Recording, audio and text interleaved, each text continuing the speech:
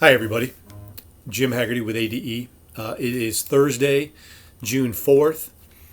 Just wanted to take a couple minutes to give you an update on the upgrade from the old PASS software to the new GARRP software.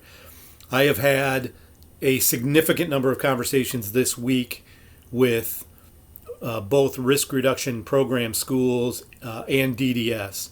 As the calendar turned to June, you may recall we had previously sent messages saying that we wanted all risk reduction program schools to migrate from the PASS application to the new GARRP application by June 1st.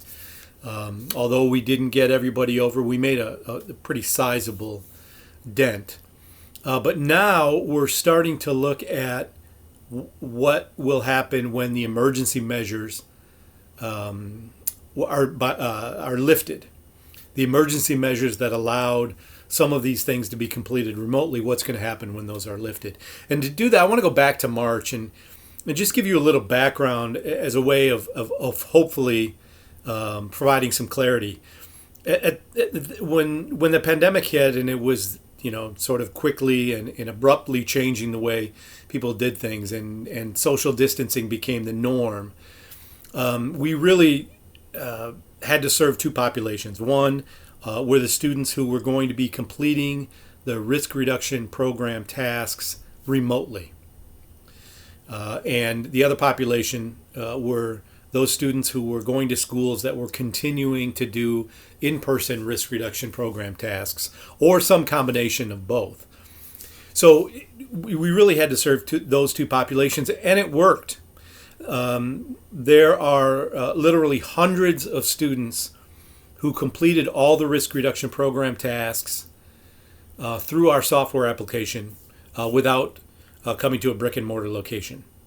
The alterations that we made to the software and the new features we developed worked.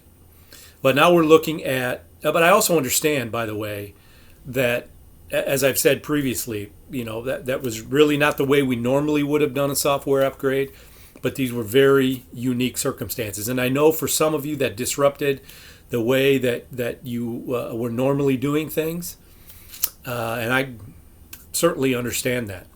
But we made the decisions that we had to make to serve the two populations. Now we're talking about really a point in time that it's not too distant from now when those emergency rules are going to be lifted and all students will be completing the risk reduction program tasks in person in a brick and mortar location. And what the end result of that really is, it's going to streamline our application. Because we will no longer have to serve that other population that is completing the tasks remotely. We'll be able to strip some of the features out of the new GARRP program. We will be able to adjust some other features to mimic the procedures that were in place pre-pandemic, with some upgrades. Now, the upgrade was inevitable. That PASS software, all software programs have a shelf life, and as new technologies emerge, old technologies are no longer supported, and all of that sort of a natural shelf life of a software application. And I just wanted to say, as I've said to the many people that I've talked to this week, I recognize that for some, the new application was daunting, or it, as I said, it may have disrupted some procedures that you had in place, but I wanted you to understand our thinking as we develop that and our need to address those two parallel populations. But now we're talking about what's going to happen going forward. So I'll have more to say about that next week. More to say about how payments will be handled in contracts and the needs assessment and those kinds of things. But we are. I wanted to thank you for your patience over the last several months. I think all in all, it has been successful based on the fact that we were able to serve those hundreds of clients who did all of that remotely.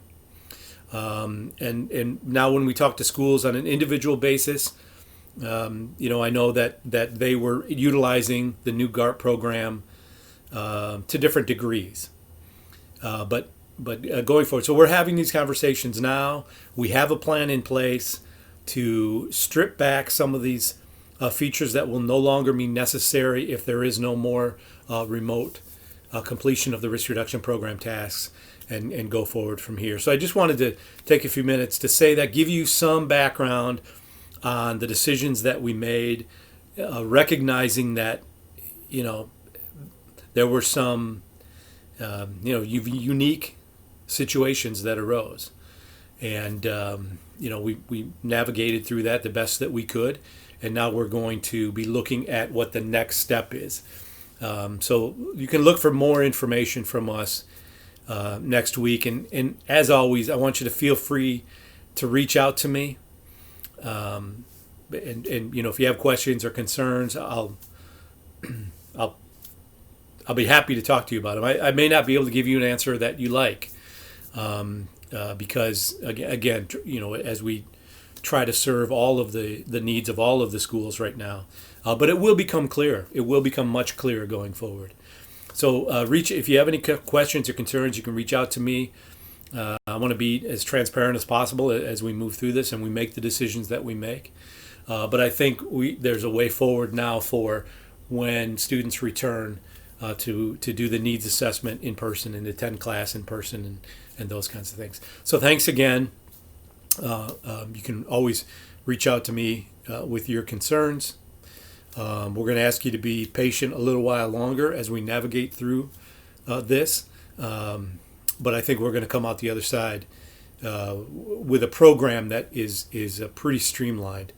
As I've mentioned, we've done this many times, never really under these kinds of unique circumstances, and never really this quickly. But anyway, that's where we are today. And again, as I mentioned, I will probably give a longer update next week. Thanks again, and hope to talk to you soon. Bye.